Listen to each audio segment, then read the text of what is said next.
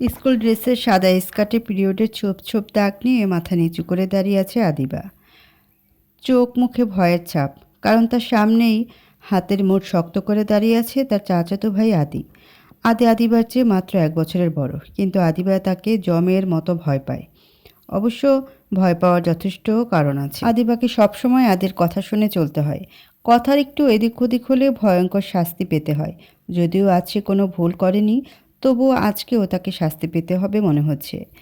আদির চোখ মুখ শক্ত করে দাঁড়িয়ে আছে, এমন একটা ভাব যেন পারলে এখনই খুন করে ফেলে আদিবাকে। কিছুক্ষণ চুপচাপ দাঁড়িয়ে থেকে দাঁতের দাঁত চেপে চোখ মুখ শক্ত করে আদি প্রশ্ন করলো, কী রে, কী বলেছিলাম তোকে? আমার সাথে স্কুলে আসবি, চুপচাপ ক্লাস করবি, তারপর আবার আমার সাথে ফিরে যাবি। এর বাইরে তুই কিচ্ছু করবি না বলিনি আমি? ধমক দিয়ে বলে উঠল। যে কোনো দরকারে আমার ক্লাসে গিয়ে বলবি, আমি সব কিছু করে দিব। তোকে আমি ক্যান্টিনে পর্যন্ত যেতে দেই না। নিজে তোর ক্লাসে গিয়ে টিফিন দিয়ে আসি, তবুও তুই ব্যথা পেলি? কী করে পেলি বল? ক্লাস বাদ দিয়ে কি করেছিলি? ছুটাছুটি না করলেও তো ব্যথা পাসনি, তাই না? বলে এগিয়ে আসলো আদি। সাথে সাথে ভয়ে পিছিয়ে গেল আদিবা। আদির দিকে তাকাতে পারছে না সে, নিচে তাকিয়ে চুপ করে আছে। ব্যথা পাওয়ার সময় মনে ছিল না, এখন ভয় পাচ্ছিস কেন? জবাব দে, ব্যথা পেয়েছিস কি করে? আদির এই প্রশ্নের কী জবাব দিবে বুঝতে পারছে না আদিবা। ক্লাস 9-এ পড়া একটা মেয়ে কী করে তার প্রায় সমবয়সী ভাইকে বলবে পিরিয়ডের কথা? তবে প্রশ্নের উত্তর না দিলে আদি থামবে না, সেটাও সে জানে। তাই কাঁপা কাঁপা ঠোঁটে জবাব দিল, ব্যথা পায়নি ভাইয়া। উত্তর দেওয়ার সাথে সাথে আদিত্য আদিবার গালে ঠাস করে থাপ্পড় বসিয়ে বলে উঠল, এমনি এমনি ব্লিডিং হয়? তুই এখন আমার সাথে মিথ্যা বলাও শুরু করেছিস? আজ একবার বাসায় চল, তারপর তোর কি অবস্থা করেই দেখে নিস। বলেই টানতে টানতে নিয়ে বাইকে উঠতে বলল।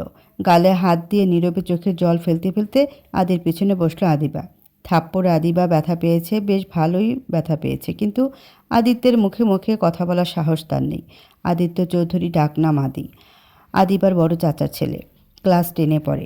আদিত্য তাদের পরিবারের একমাত্র উত্তরাধিকারিণী। পরিবারে 3 চাচার 5 মেয়ের মধ্যে এই একমাত্র ছেলে, তাই বয়সে ছোট হলেও পারিবারিক সব ব্যাপারে তার মতামতের গুরুত্ব দেওয়া হয় সবার আগে। সবার চোখের মণি যেন সে। আদিবার 2 চাচা, আদিত্যের বাবা বড় আর ছোট চাচা দেশের বাইরে থাকেন। 3 ভাইয়ের মধ্যে আদিবার অবস্থা একটু খারাপ ছিল, তাই আদিবারা এতদিন গ্রামে থাকতো। কিন্তু হঠাৎ বাবা মারা যাবার পর থেকে আদিবা আর তার ছোট বোন সাদিয়া আদিত্যের বাসায় থাকে, তবে আদিবার মা গ্রামে থাকেন। আদিত্যের বাসার সবাই আদিবাদের ভালোবাসেন, তবে তাদের মধ্যে আদিত্য আদিবাকে একটু বেশি আদর করে। আর এই আদর করাটাই আদিবার কাল হয়ে দাঁড়িয়েছে, অতিরিক্ত কেয়ারিং যেটাকে বলে। খেতে দেরি হলে বকা, ঘুমাতে দেরি হলে বকা, এমনকি আদিবা কার সাথে বন্ধুত্ব করবে আর কার সাথে করবে না সেটাও আদির সিদ্ধান্ত নেয়। বাসার কেউ এতে বাধা দেয় না, কারণ বাসার মোটামুটি সবারই ইচ্ছে আদিবা বড় হয়ে জীবনসঙ্গী হোক। আদিবাকে নিয়ে বাসায় ফিরে দেখলো বাসায় কেউ নেই। আদিত্যের বোন অরিন আর সাদিয়া স্কুলে গিয়েছে, তাদের নিয়ে গেছেন আদিত্যের মা, আর বাবা অফিসে, তাই বাসা খালি। আদিত্য বাইক থেকে নেমে আদিবাকে টানতে টানতে নিয়ে বাসায় ঢুকলো। আদিবা জানে এখন তাকে শাস্তি পেতে হবে, কঠিন শাস্তি, তাই নিরুপায় হয়ে বলতে লাগলো, আমি ব্যথা পাইনি ভাইয়া, ছেড়ে দাও প্লিজ, আর কখনো এমন হবে না। আদি আবারও চোখ মুখ শক্ত করে বলল, এই এক কথা শুনতে শুনতে আমার কান পচে গেছে, বুঝেছিস? তুই ভালো কথার মেয়ে না, তাই আজ শাস্তি তোকে পেতেই হবে। একবার শাস্তি পেলে দ্বিতীয়বার এমন করার সাহস হবে না। বলে আদিবাকে নিয়ে গিয়ে বাথরুমে আটকে দিল আদিত্য। আদিবা এবার কেঁদেই দিল, কাঁদতে কাঁদতে বলল, ভাই আমি সত্যি ব্যথা পাইনি, আমাকে আটকে রেখো না প্লিজ।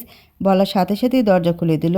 আদিবা চোখ মুছে আদির দিকে তাকালো, ভাবলো হয়তো ক্ষমা করে দিয়েছে, কিন্তু আদিবার সে আসে জল ঢেলে দিয়ে আদিবার হাতে ব্যান্ডেজ, অ্যান্টিসেপটিক আর জামা কাপড় দিয়ে বলল, ভালো করে ব্যান্ডেজ করে জামা বদলে নিবি। আমি করে দিতাম, কিন্তু এমন জায়গায় ব্যথা পেয়েছি সেটা সম্ভব না, তাই নিজে করে নে। আমি স্কুলে যাচ্ছি, সামনে এক্সাম, তাই স্কুল মিস দেওয়া যাবে না। ম্যাডাম বলেছে তোকে বাসায় রেখে যেন ফিরে যাইতে, আপাতত 2 ঘন্টা তুই বাথরুমেই থাকবি, আমি স্কুল থেকে ফিরে খুলে দেব। বলেই দরজাটা লক করে দিয়ে আদিত্য বেরিয়ে গেল। আদিবা ভেতর থেকে চেঁচাতে লাগলো, আমাকে রেখে যেও না প্লিজ ভাইয়া, এখানে থাকবো কি করে? যেও না প্লিজ। কে শুনে কার কথা? আদি বাইরে চলে গেল। এদিকে প্রায় 1 ঘন্টা পর আদিত্যের মা মিসেস মিনা বেগম বাসায় ফিরলেন, সাথে অরিন আর সাদিয়াও ফিরেছে।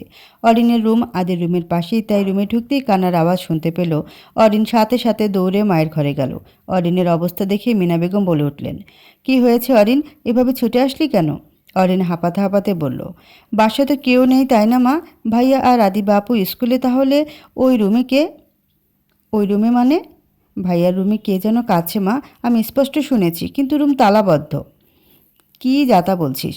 আদিবা আদি দুইজন একসাথে স্কুলে গেল, এখনও ফেরার সময় হয়নি। তাছাড়া আমরা তালা খুলে ভিতরে ঢুকলাম। একে তো বাইরে তালা থাকেই, তাছাড়া আদি বাইরে যাওয়া সব সময় নিজের ঘর তালা বন্ধ করে যায়। তাহলে ওর রুমে কে থাকবে? তুই হয়তো ভুল শুনেছিস। এই সেই বলে অরিনকে সান্ত্বনা দিয়ে নিজের ঘরে পাঠিয়ে দিলেন মিনা বেগম। এবার আর কান্নার শব্দ পায়নি, তাই এ নিয়ে আর কেউ বাড়াবাড়ি করলো না। আদিবার সাথে আজ প্রথমবার এমন হয়নি। বুঝ হওয়ার পর থেকেই সে দেখে আসছে ভাইয়া নামক ব্যক্তিটি তার সাথে এমন করে। সেদিন বন্ধুদের সাথে ছাদে বসে ছবি তুলছিল আদিবা। হঠাৎ করে আদি কোথা থেকে এসে সবার সামনে থেকে তাকে টেনে হিঁচড়ে নিয়ে ছাদের চিলেকোঠায় ঢুকে পড়ে। তারপর আদিবাকে কিছু বলার সুযোগ না দিয়ে আদিবার পরনে থাকা শাড়িটা টেনে খুলে নিজের সর্বোচ্চ শক্তি দিয়ে ছিঁড়ে ফেলেছিল। সেই দিনে ভয়ে কান্না করেছিল আদিবা, কিন্তু আদির সেদিকে কোনো খেয়াল ছিল না। তার যেন কোনো হুঁশ ছিল না সে কি করছে। আদিবা কোনো উপায় না দেখে আদিকে বলেছিল, কি করছো ভাইয়া? আমার লাগছে, ছাড়ো প্লিজ, শাড়িটা ছিঁড়ে ফেলছো কেন? প্লিজ শাড়িটা ছাড়ো, আম্মু আমাকে মারবে। আদিবা এক মনে বলেছিল, কিন্তু তার কথা যেন আদির কানেই যায়নি। সে আদিবার দিকে তাকে আরও অস্থির হয়ে টান দিয়ে পুরো শাড়িটা খুলে ফ্লোরে ছুঁড়ে ফেলে দিয়ে রক্ত চোখে তাকিয়ে বলেছিল, শাড়ি পরেছিস কেন? ভাইয়া আজ পহেলা বৈশাখ, তো ফাল্গুন বলে শাড়ি পরতে হবে এমন কোথাও লেখা আছে? তোর সাহস কী করে হয় শাড়ি পরার? আমি তোকে শাড়ি পরার অনুমতি দিয়েছিলাম? ভাইয়া সবাই তো পরেছে। আদি সবার ভাই না, শুধু তোর ভাই, বুঝেছিস? তাই সবার অনুমতি না লাগলেও তোর লাগবে। অরিনাপু, সাদেয়া ওরাও তো পড়েছে ভাইয়া। চুপ, একদম চুপ, সবাই পড়লো, তুই পড়বি না। আমার কথার বাইরে তুই কিছুই করবি না, বুঝেছিস? এ নিয়ে আর একটা কথা বললে এই শাড়ি তোর গলায় পেঁচে এখানে ঝুলিয়ে দিব। সবাই ভাববে সুইসাইড করেছিস, বুঝেছিস? আমি কয়েকটা ছবি তুলেই খুলে ফেলতাম ভাইয়া। তুই মাত্র ক্লাস 9-এ পড়িস, এখনও এতটা বড় হসনি যে শাড়ি পরে ঢং করবি। আর এইসব বান্ধবীদের বাসায় এনেছিস কেন? বান্ধবী মানেই কূটনীতিবিদ, এসব মেয়েদের থেকে দূরে থাকবি, বুঝেছিস? আর সহ্য করতে না পেরে আদিবা কেঁদে দিয়ে বলল, আমি এতটাও ছোট নেই ভাইয়া। ক্লাস 9-এ পড়া একটা মেয়ে পরনের শাড়ি যে এভাবে খুলে নেওয়া যায় না, সেটা কি তুমি বোঝো না? আদি রক্তচক্ষুতে তাকালো আদিবার দিকে। ধমক দিতে গিয়েও থেমে গেল। নিমিষেই অসহায় ভঙ্গিতে শাড়িটা আবার কুড়িয়ে এনে আদিবার কোমরে গুজতে গুজতে বলল, এভাবে কাঁদিস না। মেজাজ খারাপ হয়ে গেলে আমি নিজেকে কন্ট্রোল করতে পারি না। তোর ভুলগুলো যেমন আমাকে কষ্ট দেয়, তেমনি তোর কান্নাও আমাকে বড্ড জ্বালায়। আদির কথা আদিবার কানে ঢুকলেও মাথায় ঢুকলো না। ও কি বোঝাতে চাইলো তাও বুঝলো না। আদি জোরে ধমক দিয়ে বলল, কান্না থামা। কি রে, তোকে কান্না থামাতে বললাম তো, কথা কানে যায় না? সেদিন আদির মা চলে আসে, আদিবা রেহাই পেয়েছিল। এরপর যেদিন আদিবাকে স্কুলে ভর্তির কথা হলো, সেদিন আদির বাবা মানে বড় চাচা আদিবাকে প্রশ্ন করেছিল সে কোন স্কুলে ভর্তি হতে চায়। আদিবা উত্তর দিয়েছিল, অরিন মানে আদির বোন যে স্কুলে পড়ে সেই স্কুলে। কিন্তু আদির তাতেও আপত্তি ছিল। সে চেয়েছিল আদিবা যেন তার স্কুলে ভর্তি হয়, আর তাই আদিবাকে হুমকি দিয়েছিল যদি সে অরিনের স্কুলে ভর্তি হয় তাহলে তাকে কঠিন শাস্তি পেতে হবে। উপায় না পেয়ে আদিবা আদির স্কুলে ভর্তি হয়। তারপর থেকে আদিবার জীবন থেকে স্বাধীনতা নামক শব্দটি হারিয়ে গিয়েছে। স্কুলে কোনো মজা করা তো দূর, ক্লাসের বাইরেও যেতে পারে না সে। আদিবা যাই করে তাতেই আদির সমস্যা। আদিবা কোনো কারণে ব্যথা পেলে সেটাও অন্যায়। আজ সে ব্যথা পায়নি, কিন্তু ব্লাড দেখে আদি ভেবেছে আদিবা ব্যথা পেয়েছে আর শাস্তিস্বরূপ বাথরুমে বন্ধ করে রেখে চলে গিয়েছে। প্রায় 2 ঘন্টা পর আদি বাসায় ফিরল। আদি একা ফিরেছে দেখে আদির মা বেশ অবাক হলেন, কারণ তিনি জানেন পৃথিবী উল্টে গেলেও আদিবাকে একা রেখে আদি ফিরবে না। আদি, তুই একা কেন? আদিবা কোথায়? যেখানে থাকার কথা সেখানেই আছে। এটা কেমন উত্তর? ওকে আগে বাসায় রেখে গিয়েছিলাম। মানে কি? বাসায় ফিরে তো দেখলাম না। আমার রুমে আছে। কথাটা শুনে আদির মায়ের আত্মাটা ধক করে উঠল। তার মানে অরিন যা বলেছিল তাই ঠিক? আদির ঘরে আদিবা কাঁদছিল? আদির মা অস্থির হয়ে প্রশ্ন করলেন, মানে কি? কি করেছিস ওর সাথে? আদি, দিন দিন তুই সব সীমা পেরিয়ে যাচ্ছিস বলে একটানে চাবি নিয়ে দৌড়ে গেলেন আদির ঘরে। রুমে আদিবাকে না পেয়ে ডাকতে লাগলেন। আদিবা বাথরুম থেকে সাড়া দিতেই ছুটে গেলেন। আদিবা কেঁদে কেঁদে চোখ মুখ ফুলিয়ে ফেলেছে। আদো ভেজা অবস্থা ফ্লোরে বসে আছে দেখে আদির মা পুরোপুরি হতবাক হয়ে গেলেন। আদিবাকে তুলে ঘরে নিয়ে আসলেন। ততক্ষণে আদিও ঘরে এসেছে। আদির মা মিনা বেগম ঘরে এসে আদিকে কিছু বলার সুযোগ না দিয়ে ঠাস করে থাপ্পড় বসিয়ে দিলেন। তারপর বললেন, তুই কি মানুষ? এমন অমানুষের মতো কাজটা কি করে করলি? আজকে তোর বাবা বাসায় আসুক, তারপর তোর হবে।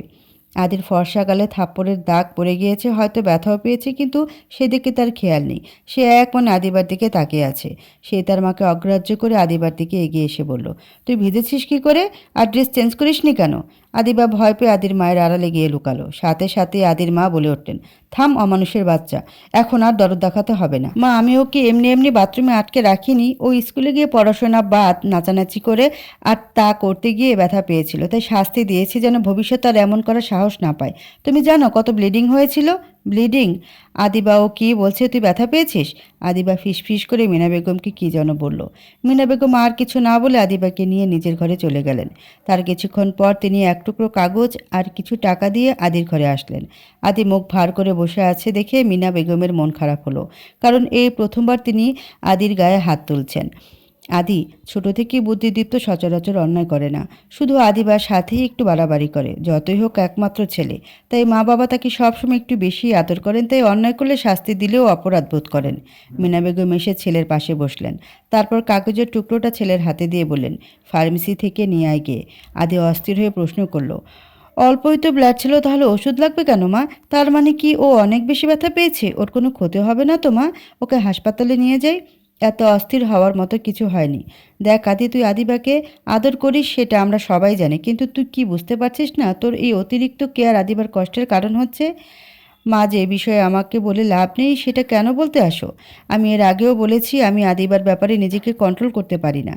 হতে পারে এটা আমার মানসিক সমস্যা, এতে আমার কোনো হাত নেই।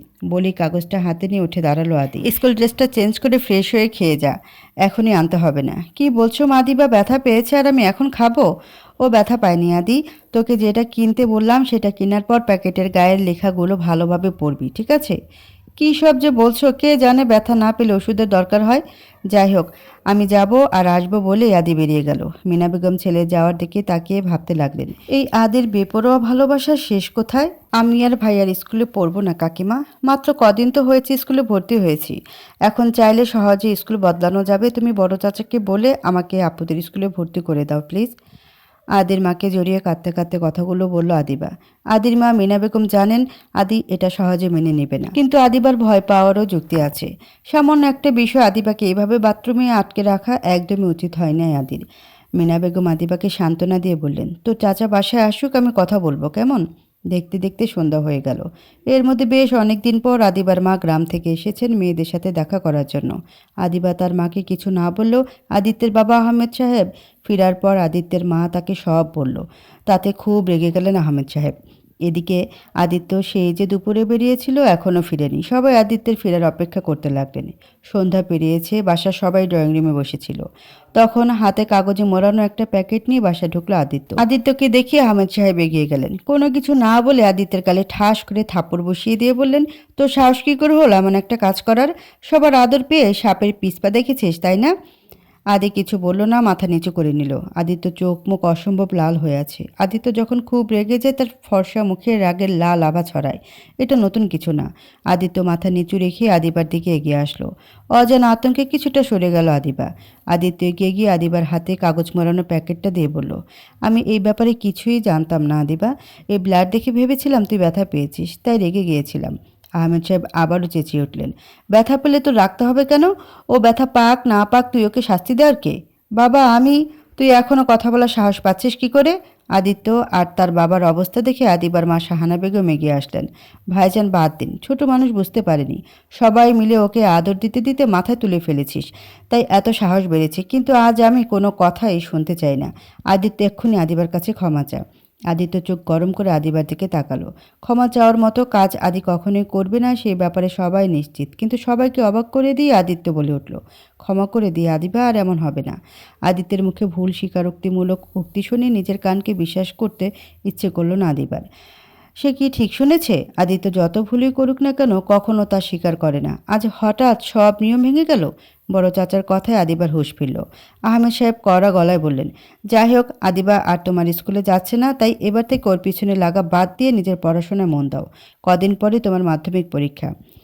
আদিত্য অবাক হয়ে বলল, ও স্কুলে যাবে না মানে? মানে ও এখন থেকে অরিনার সাদিয়ার স্কুলে যাবে। আমি কাল গিয়ে ওকে ভর্তি করে দিয়ে আসবো। কিন্তু কেন? আমি চাই না আদিবা তোমার সাথে থাকুক। আদিবাও কি তাই চায়?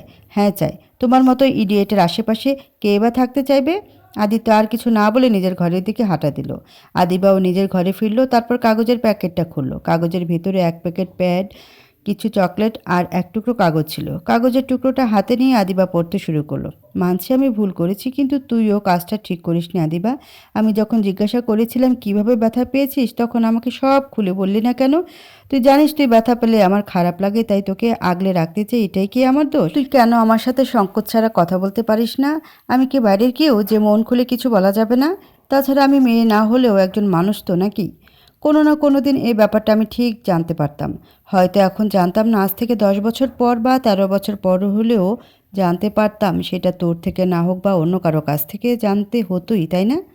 তাহলে এখন বললে কি অসুবিধা ছিল? যদি আমার খুব ভুল না হয়, তুই খুব ভালো করে জানিস তোর আর আমার বিয়ে শুধু সময়ের অপেক্ষা মাত্র। যার মানে হলো তুই সারা জীবন আমার সাথেই থাকবি। তাই আমার ক্ষেত্রে ভয় লজ্জা এই ব্যাপারগুলো বাদ দিয়ে দে। তুই আমার সাথে যত ফ্রি হতে পারবি ততই ভুল কম করবি। ভুল না করলে শাস্তি পেতে হবে না, শাস্তি না পেলে আমাকে ভয় পেতে হবে না। আমি চাই না তুই সারা জীবন আমাকে ভয় পা। আদিবা কাগজটা পরে সাথে সাথে গুছিয়ে রেখে দিল। পৃথিবীর সবাই মিলেও যদি আদিত্যের সাথে তার বিয়ে দিতে চায়, তবুও সেই বিয়েতে রাজি না। এই বিয়ে কিছুতেই হতে পারে না। আদিত্যের মতো রাগী ছেলের সাথে সারা জীবন থাকা অসম্ভব। আদিবা পড়াশোনা শেষ করে নিজের মতো থাকতে চায়, আদিত্যের অত্যাচার থেকে মুক্তি পেতে চায়। যাই হোক, ভবিষ্যতে কি হবে সে নিয়ে এখন না ভাবলেও চলবে। আপাতত আদিত্যের কাছে ক্ষমা চাওয়া উচিত, কারণ তার জন্য আজ আদিত্যকে থাপ্পড় খেতে হয়েছে। আদিবা ভয়ে ভয়ে আদিত্যের ঘরে এগিয়ে গিয়ে বলল, আদি ভাই আসবো? দাঁতে দাঁত চেপে উত্তর দিল, আয়। আদিবা এগিয়ে গিয়ে আদিত্যের সামনে দাঁড়ালো। আদিত্য মুখ তুলে বলল, শুনলাম তুই নাকি স্কুল বদলাতে চাইছিস। না মানে ভাইয়া, আমার জন্য তোমাকে অনেক বেগ পেতে হয় তো, তাই ভাবছিলাম স্কুল বদলাবি ভালো কথা, কিন্তু স্কুলে যাওয়ার জন্য হাত পা আস্ত থাকবে তো? মানে আমি কি বোঝাতে চেয়েছি তুই বুঝেছিস আমি জানি, কিন্তু আপুদের স্কুলে পড়লে কি অসুবিধা ভাইয়া? আমার তো কোনো অসুবিধা নেই। তুই সারা জীবনের জন্য হাঁটা চলার ক্ষমতা হারাবি, তাতে আমার অসুবিধা কিসের? যা অসুবিধা সেটা তো তোর। আমি বিছানায় বসে ভাইয়ার দিকে তাকিয়ে কাচুমাচু মুখ করে বললাম, ভাই আমি তো বলে দিয়েছি আমি আপুর স্কুলে ভর্তি হতে চাই। এখন বড় চাচাকে কি বলে নিষেধ করব? কিভাবে নিষেধ করবি সেটা তুই জানিস। তালবাহানা শোনার মতো সময় আমার নেই। আজকের রাতটা তোর কাছে সময় আছে, হয় বাবার সিদ্ধান্ত বদলানোর ব্যবস্থা কর, অন্যথায় সকালের জন্য প্রস্তুত হ। জানিস তো আমার কথা নড়চড় হয় না। পা ভাঙবো বলেছি মানে ভাঙবই। ভাইয়া, আমার ঘরে কোনো মেয়ের এতক্ষণ থাকার অনুমতি নেই। এখন যা এখান থেকে, আমি শাওয়ার নিব। কিভাবে কি করব বুঝতে পারছি না, তবুও বাহানা বের করার চেষ্টায় লেগে পড়লাম, কারণ এছাড়া আর কোনো উপায় নেই। আমি বিছানা ছেড়ে দরজার কাছে যেতেই ভাইয়া আবার আমায় ডাকলো। আমি পিছনে তাকিয়ে সাথে সাথে আবার চোখ সরিয়ে নিলাম, কারণ ভাইয়া শার্টের বোতাম খুলছে। আমি লজ্জা পেয়েছি দেখে ভাইয়া বোতাম লাগাতে লাগাতে আমার কাছে এসে দাঁড়িয়ে দাঁত কটমট করে বলল, বলেছি না লজ্জা বাদ দিতে। আমার সাথে যে কোনো ব্যাপারে ফ্রিলি কথা বলবি। যাই হোক, আচ্ছা আদিবা, তুই আমার নামে নালিশ করার সাহস কোথায় পেলি? প্রশ্নটা শুনে গলা শুকিয়ে গেল আদিবার। কি উত্তর দিবে এখন? ভাইয়া আমি নালিশ করিনি। নালিশ করেছিস কি করিসনি সেটা তোর কাছেই রাখ। একটা কথা কান খুলে শোনে নে। আজকের জন্য ছেড়ে দিয়েছি, কিন্তু যদি স্কুলের ব্যাপারটা ফয়সালা করতে না পারিস, ওই শাস্তির সাথে এই শাস্তিটাও যোগ করে নিব, বুঝেছিস? ভাইয়ার কথার উত্তর দিতে পারলাম না, চুপচাপ বেরিয়ে আসলাম। সকালে চাচা আমাকে নতুন স্কুলে নিয়ে যাবেন, যা করার আজকেই করতে হবে, কিন্তু কিভাবে করব বুঝতে পারছি না। এই বাসায় থাকলে কিছুদিনের মধ্যে আমি পাগল হব, এ ব্যাপারে কোনো সন্দেহ নেই। অনেক ভেবে সিদ্ধান্ত নিলাম কাকিমণিকে বলবো। তাই নিচে গিয়ে সবার জন্য চা বানিয়ে নিয়ে সবার ঘরে ঘরে দিয়ে এসে 1 কাপ চা নিয়ে কাকিমার ঘরে গেলাম। কিন্তু সেখানে গিয়ে আবার থমকে গেলাম, কারণ ভাইয়া কাকিমণির ঘরে বিছানায় মায়ের কোলে মাথা রেখে পায়ের উপর পা তুলে গেম খেলছে সে। কাকিমা তার মাথায় হাত বোলাচ্ছে। ভাইয়া যতই ভুল করুক না কেন, সে এই বাসার সবার নয়নের মণি। তাই কাকিমা প্রথমে থাপ্পড় দিলেও এখন হয়তো ছেলে রাগ ভাঙাচ্ছেন। আমি রুমে ঢুকবো নাকি ঢুকবো না ভাবছি। দরজার সামনে আমাকে দাঁড়িয়ে থাকতে দেখে কাকিমা বলে উঠলেন, আরে আদিবা, বাইরে কেন, ভিতরে আয়। কাকিমার কথায় ভাইয়া ফোন থেকে চোখ সরিয়ে এক নজর আমাকে দেখে নিয়ে আবার খেলায় মনোযোগ দিল। কাকিমা ভাইয়ার মাথার নিচে বালিশ দিয়ে সরে বসে বললেন, হাতে কি চা নাকি? কে করেছে? কাকিমার প্রশ্নের জবাবে বললাম, আমি করেছিলাম কাকিমা। কাকিমণি অবাক হলেন, তুই করেছিস? কিন্তু কেন? আমি উত্তর দেওয়ার আগে আদিত্য উত্তর দিল, খেয়ে দিয়ে কাজ না থাকলে মানুষ কত কিছুই করে, পুতুল খেলে, শাড়ি পরে, চা করে। আহ আদি, তুই আবার ওর পিছনে লাগছিস? এত কিছুর পরেও তোর শিক্ষা হয় না? চা করেছে, খারাপ কিছু তো করেনি, তাই না? সেটাই, ও যাই করে সব ভালোই করে। আদিবা, আজ থেকে আমার রাতের দুধটা তুই করে দিস তো। আমি মাথা নাড়লাম, সাথে সাথে কাকিমা বলে উঠল, ও দিবে কেন? ও কি এসব পারে নাকি? চা করতে পারে, দুধ পারবে না? কাকিমা, আমি পারবো, আমি করে দিব ভাইয়া। ভাইয়া মুখ বাক্যে তাচ্ছিলের হাসি দিয়ে খেলায় মন দিলেন। আমি কাকিমার কাছে এগিয়ে গিয়ে বললাম, কাকিমা একটা কথা বলতে চেয়েছিলাম। হ্যাঁ বল, কি বলবি? আসলে আমি ভাইয়ার স্কুলেই থাকতে চাই, স্কুল বদলানোর দরকার নেই। কি? কিন্তু কেন? একটু আগেই তো বলেছিলি তুই অর্ডিনারি স্কুলে ভর্তি হতে চাস। না মানে? কাকিমা কী ভেবে যেন ভাইয়াকে বলল, বাবু নিজের ঘরে যা তো, আমি আদিবার সাথে একটু কথা বলবো। অন্য সময় হলে এটা বলার জন্য ভাইয়া কাকিমাকে হাজারটা কথা শোনাতো, রাগারাগি করতো, কিন্তু আজ কোনো জবাব দিল না। ভাইয়া বেরিয়ে যাওয়ার পর কাকিমা আমাকে নিজের সামনে বসিয়ে দিলেন। আদিত্য তোকে নিষেধ করেছে তাই না? কিন্তু এই ভুলটা করিস না দিবা। তোর চাচা যখন স্কুল বদলাতে বলেছেন সুযোগটা হাতছাড়া করিস না। স্কুল বদলালে আদির অত্যাচার থেকে মুক্তি পাবি।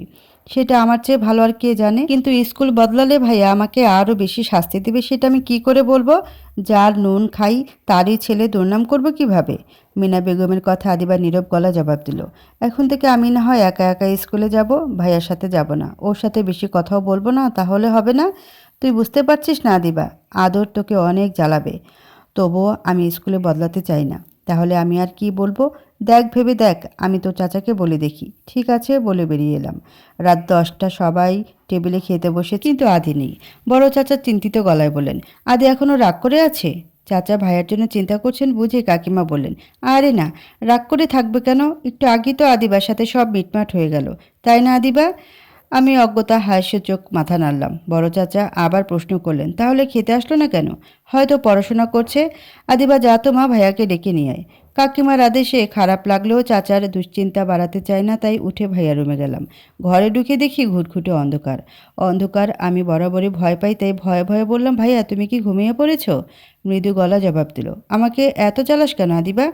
ওর কথা কিছুটা ভয় পেলেও পরক্ষণে মনে পড়লো নিচে সবাই ভাইয়ার জন্য অপেক্ষা করছে, তাই বললাম, ভাইয়া খেতে চলো। খাবো না, সবাই অপেক্ষা করছে। বললাম তো আমার খিদে নেই। চাচা কাকিমা তোমার জন্য চিন্তা করছেন, তুমি না গেলে ভাববে আমার জন্য খাচ্ছ না। ভাবার কি আছে?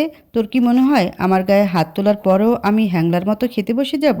ভাই আমি তোমার কাছে ক্ষমা চাইছি, প্লিজ রাগ করে থেকো না। চাচা তোমাকে কত ভালোবাসেন তুমি কি সেটা জানো না? ওরা আমায় নয় তোকে ভালোবাসে। যাই হোক, এখন তুই এখান থেকে যা। নিচে গিয়ে কি জবাব দেব? যা যা আমি বললাম তাই বলবি। চাচা অনেক কষ্ট পাবেন।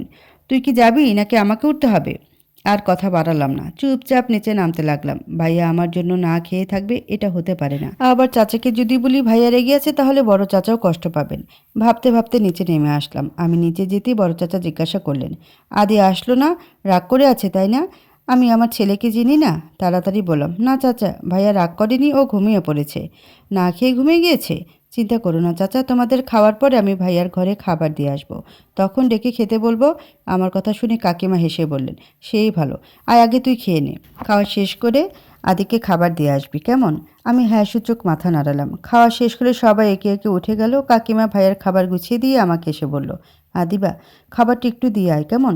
তোর সাথে আমিও যেতাম, কিন্তু আজকে সিরিয়ালের লাস্ট এপিসোডটা না দেখতে পারলে সব বৃথা। তুই তো সিরিয়াল দেখিস না, আর আদিকে তো চিনিস, ওকে ঘুম থেকে তুলতে তুলতে আমার সিরিয়াল শেষ হয়ে যাবে। বলি কাকিমা টিভি রুমে চলে গেলেন।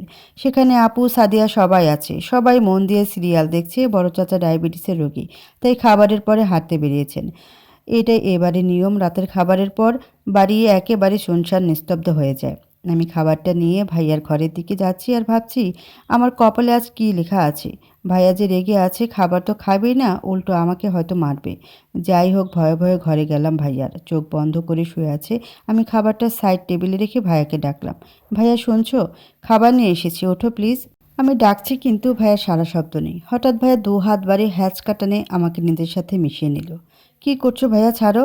তোকে মানা করেছিলাম না, তবু আসলি কেন? ভাইয়া আমি তোমাকে খাবারটা দিতে এসেছিলাম, ছাড়ো প্লিজ, কেউ দেখলে খারাপ ভাববে, ছাড়ো। আদর ভাইয়া আমাকে আরও শক্ত করে জড়িয়ে নিয়ে বলল, এত বড় কবে হলি? এইটুকুখানি মেয়ে, খারাপ ভালোর কি বুঝিস তুই? আর আমি কি তোর সাথে খারাপ কিছু করছি? চুপচাপ শুয়ে থাক। এর আগে আমি অনেকবার ভাইয়ের সাথে ঘুমিয়েছি, কিন্তু কেন জানি না আজ কেমন যেন অস্বস্তি হচ্ছে। কিন্তু ভাইয়া নিজের সিদ্ধান্তে অটল, ছাড়বে না মানে ছাড়বেই না। চোখ বন্ধ করে নির্জীব প্রাণীর মতো আমাকে জড়িয়ে শুয়ে আছে। একটু নড়লও না পর্যন্ত, পুরো 5 মিনিট পর ছাড়লো। আমাকে ছেড়ে উঠে বসলো। আমিও তাড়াতাড়ি উঠে নিজেকে সামলে নিলাম। ভাই আমি তাহলে যাই? বিরক্ত নিয়ে জবাব দিল, তাহলে এসেছিস কেন? খাবারটা দিতে। আমি কি বলেছিলাম আমি খাবো? রাত না খেয়ে থাকতে নেই, শরীর খারাপ করে, তাই দিতে এসেছিলাম। শুধু দিলেই হবে? খাইয়ে দিবে কে শুনি? মানে? বাংলাতেই তো বললাম, না বোঝার মতো করে তো বলিনি। আমি খাইয়ে দিব? তাই বলছো?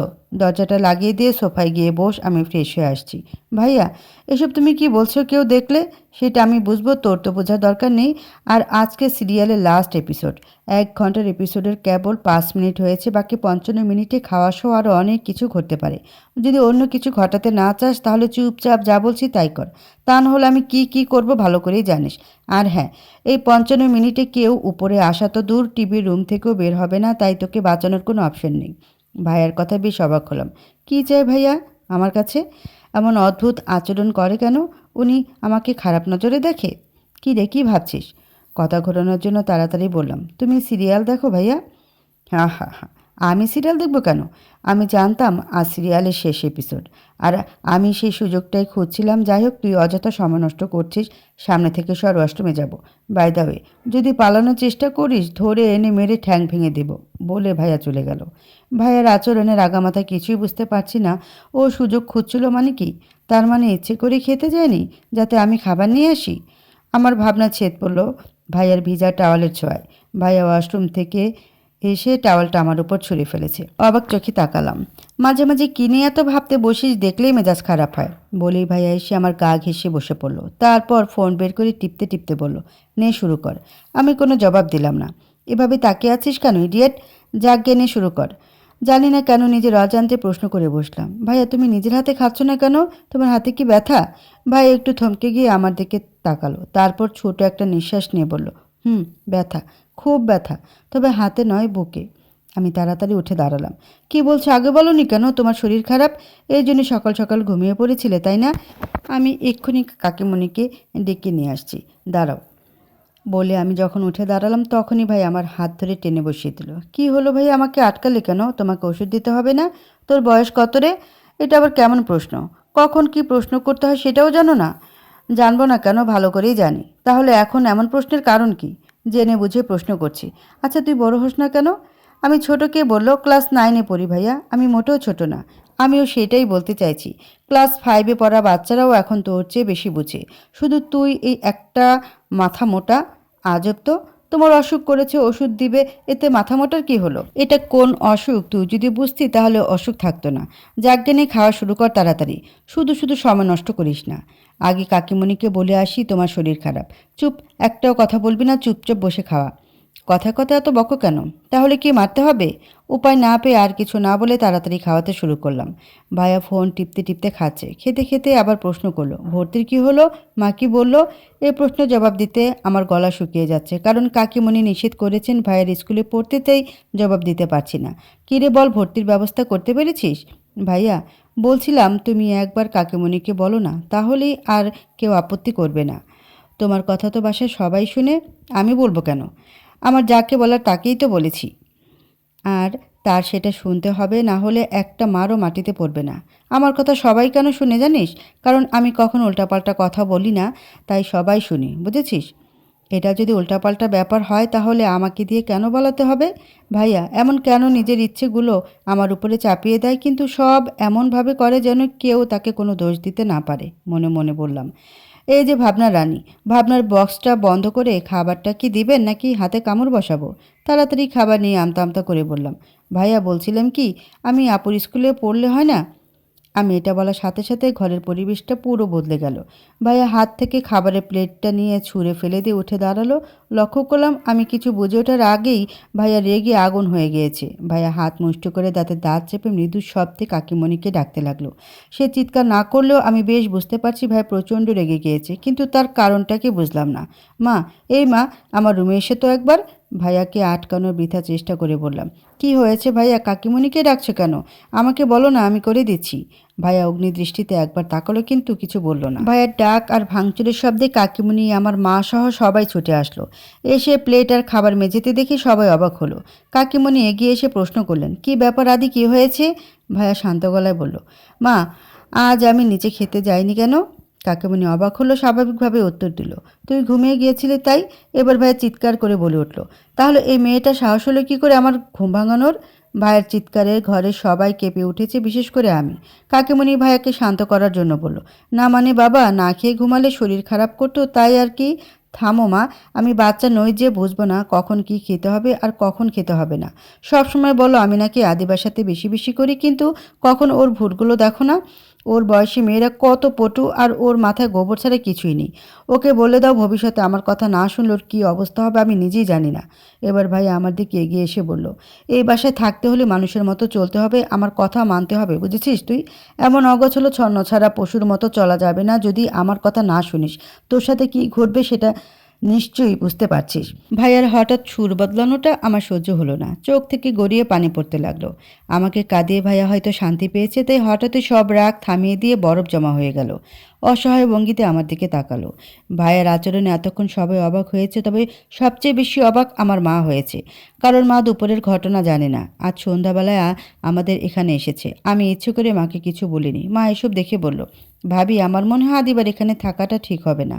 আসলে আমি আন্দাজ করতে পেরেছিলাম কিছু একটা ঘটেছে, কিন্তু আপনাদের বিব্রত করতে চাইনি তাই প্রশ্ন করিনি। মায়ের কথায় কাকিমা লজ্জা পেলেন, তাড়াতাড়ি বললেন, শাহানা তুমি অযথা চিন্তা করছো, তেমন কিছু হয়নি। আসলে আদি বুঝতে পারেনি। ভাবি, তুমি আমার মেয়েদের নিজের মেয়ের মতোই আগলে রাখো, এ নিয়ে আমার কোনো সন্দেহ নেই। কিন্তু আদিব একটু দুষ্ট প্রকৃতির মেয়ে। গ্রামে তো সারাদিন ছুটাছুটি করতো, তাই এখানে মানিয়ে নিতে পারছে না ও। এখানে থাকলেই সমস্যা হবে, তার চেয়ে আমি বরং ওকে নিয়ে যাই, সাদে এখানে থাকুক। মায়ের কথা শেষ হওয়ার আগেই ভাইয়া বলে উঠল, চাচিমা তুমি কি বোঝাতে চাইছো? মা তোমার মেয়েদের আদর করেন আর আমি তোমার মেয়ের উপর অত্যাচার করি? ছি ছি বাবা, কি বলছিস? আমি এভাবে বলতে চাইনি। তুমি কি বলে সেটা বড় কথা নয়, বড় কথা হলো আমি আদিবার বড় ভাই। আদিবার সাহস হয় কী করে বড় ভাইয়ের মুখে মুখে কথা বলার, আর তুমি না কি করে ওকে লাই দিচ্ছ? কি বলে বললে ওকে নিয়ে যাওয়ার কথা? ওহ, দরদ উতলে পড়ছে তাই না? বানিয়েছ তো একটা জঙ্গলি। ও যে এমন বোকা প্রকৃতি তাতে তোমার তো কিছু যায় আসে না। লোকে যা বলার আমাদের বলবে। বলবে বাবা নেই বলে মেয়েটা মানুষ হয়নি। তুমি এভাবে লাই দিলে মানুষ হবে কি করে? ছোটাছুটি করা খুব ভালো কাজ বুঝি? কেমন এলোমেলো চুল, ড্রেস আপের কোনো ছিঁড়িছাদ নেই, কারোর সাথে সুন্দর ভাষায় ঠিকমতো কথাও বলতে পর্যন্ত পারে না। ভাইয়াকে থামানোর জন্য কাকিমা বলেন, হয়েছে, ওকে তোর মানুষ করার দায়িত্ব নিতে হবে না। যেমন আছে বেশ আছে। তাই নাকি? তুমি ওর মার্কশিট দেখেছো? গোল্লা পেয়েছে, গোল্লা, বুঝেছ?